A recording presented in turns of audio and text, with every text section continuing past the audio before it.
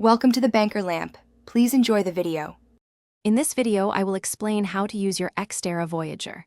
First, carefully unbox your new detector and confirm you have all the parts listed in the manual.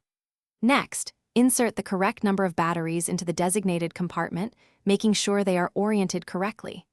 Finally, connect the search coil to the lower stem, then attach the stem to the control box, tightening all connections for a stable setup.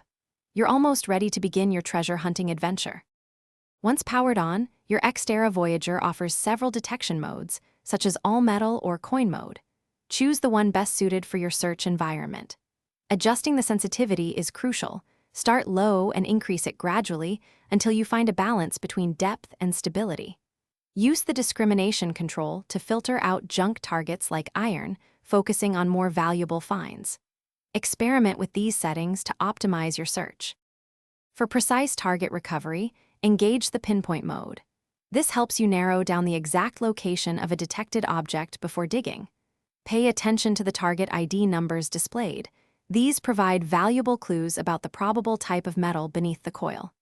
Remember to sweep your search coil in a slow, overlapping motion, keeping it parallel to the ground for the best detection depth and coverage. Practice makes perfect with these techniques. After each detecting session, it's important to clean your X Terra Voyager. Wipe down the coil and control box with a damp cloth, avoiding harsh chemicals. Always store your detector in a cool, dry place, away from extreme temperatures and direct sunlight, to prolong its lifespan. Regularly check battery levels and replace them as needed. For more great deals, and to check out the Shark AI Ultra Robot Vacuum, be sure to look at the link in the description below. Happy hunting!